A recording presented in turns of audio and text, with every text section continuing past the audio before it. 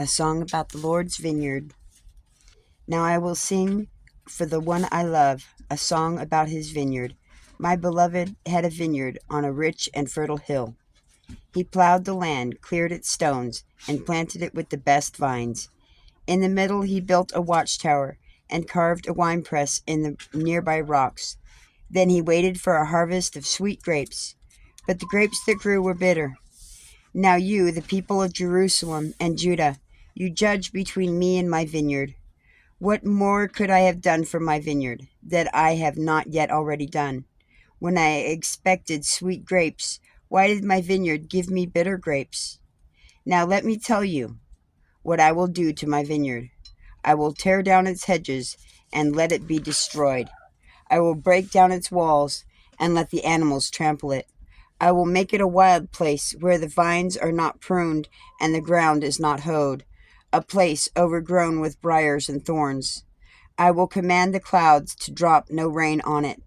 The nation of Israel is the vineyard of the Lord of heaven's armies. The people of Judah are his pleasant garden. He expected a crop of justice, but instead he found oppression. He expected to find righteousness, but instead he heard cries of violence. This is Isaiah chapter 5, scripture reference 1 through 7. Scary thought, isn't it? Y'all have a beautiful day. Bye. What sorrow for you who buy up house after house and field after field, until everyone is evicted and you live alone in the land. But I have heard the Lord of heaven's armies swear a solemn oath. Many houses will stand deserted. Even beautiful mansions will be empty. 10 acres of vineyard will not produce even 6 gallons of wine.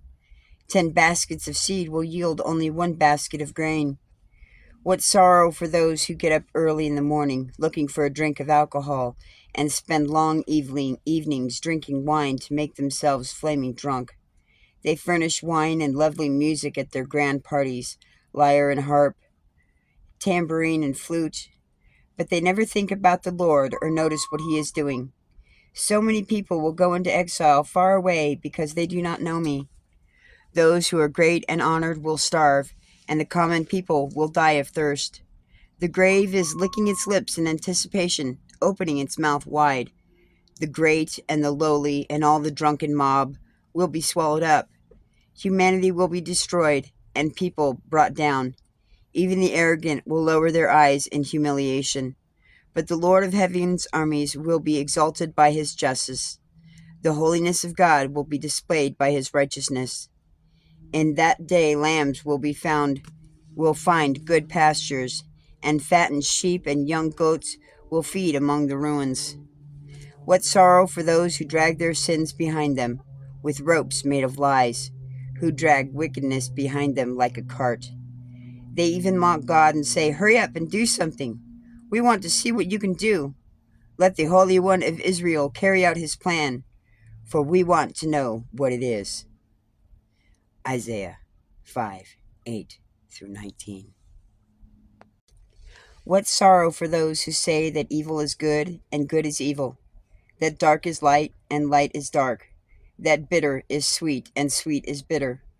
What sorrow for those who are wise in their own eyes and think themselves so clever.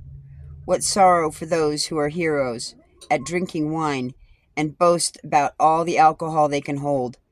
They take bribes to let the wicked go free, and they punish the innocent. Therefore, just as fire licks up stubble and dry grass shrivels in the flame, so their roots will rot and their flowers wither. For they have rejected the law of the Lord of heaven's armies. They have despised the word of the Holy One of Israel. That is why the Lord's anger burns against his people, and why he has raised his fist to crush them. The mountains tremble, and the corpse of his people litter the street like garbage. But even then, the Lord's anger is not satisfied. His fist is still posed to strike. He will send a signal to destroy nations far away, and a whistle to those at the end of the earth.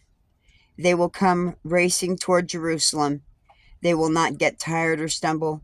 They will not stop for the rest or sleep. Not a belt will be loosened, not a sandal strap broken. Their arrows will be sharp and their bows ready for battle. Sparks will fly from their horses' hooves, and the wheels of their chariots will spin like a whirlwind. They will roar like lions, like the strongest of lions. Growling, they will pounce on their victims and carry them off, and no one will be there to rescue them. They will roar over their victims on that day of destruction, like the roaring of the sea. If someone looks across the land, only darkness and distress will be seen. Even the light will be darkened by clouds. That was 20 through 30. Y'all have a beautiful day. Bye.